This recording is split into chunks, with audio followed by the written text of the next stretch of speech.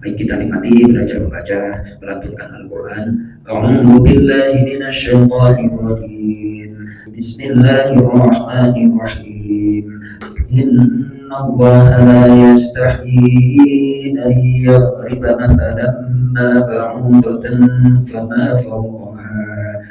فأما الذين آمنوا فيعلمون أنه الحق من ربهم وأما الذين كفروا فيقولون ماذا أراد الله بهذا مثلا يضل به كثيرا ويهدي به كثيرا وما يضل به إلا الفاسقين الذين ينقضون عهد الله من بعد ميثاقه ويقطعون ما أمر الله به أن يوصل ويفسدون في الأرض أولئك هم الخاسرون. صدق الله العظيم وصدق رسول النبي الكريم ونحن على ذلك من الشاهدين والشاكرين والحمد لله رب العالمين. Allahumma arhamna bil Qur'an. Baik, ayat kita sekali lagi temanya adalah faedah Allah menciptakan perumpamaan-perumpamaan atau makhluk-makhluk yang disampaikan dalam Al-Quran kepada manusia. Di antara sebab turunnya ayat adalah komentar tentang orang-orang munafik.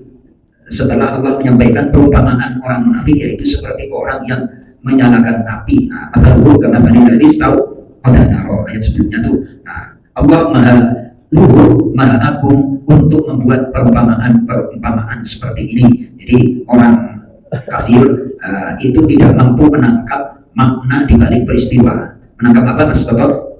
Makna di balik peristiwa. Nah, kemudian malah Allah turunkan ayat perumpamaan. Ayat perumpamaan yang dimaksud adalah ayat yang ke-26 ini. Kenapa orang kafir itu tidak mampu mengungkap makna di balik peristiwa? Karena hatinya tertutup.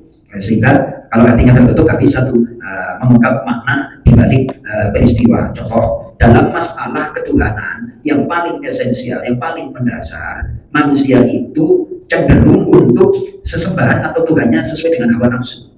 Bikin patung, benar. Itu di India itu umat Hindu patungnya macam-macam tuh. Ada Ganesha, ada Hanuman, dan satu patung dengan patung yang lain beda-beda. Jadi manusia seandainya pun menyembah Tuhan, Tuhannya harus sesuai dengan hawa nafsu. Nah, sehingga di antara tafsirnya kenapa surah yang kita kaji ini dinamakan surah Al-Baqarah, karena di dalamnya ada cerita tentang Bani Israil yang menjadikan anak sapi sebagai sesembahan. Nah, kenapa kok sapi? Ya, karena ada patung anak sapi. Kemudian diminta untuk disembelih, artinya jangan sampai sesuatu yang bersifat materi itu masuk ke dalam hati. Sehingga ada ulama yang menggambarkan bahwa orang Yahudi, orang Bani Israel itu amat sangat sulit menggambarkan keagungan Tuhan dalam hatinya. Makanya ungkapan-ungkapan orang Nusantara itu mengenai masalah ketuhanan itu sangat dalam sekali maknanya, Mas Toto.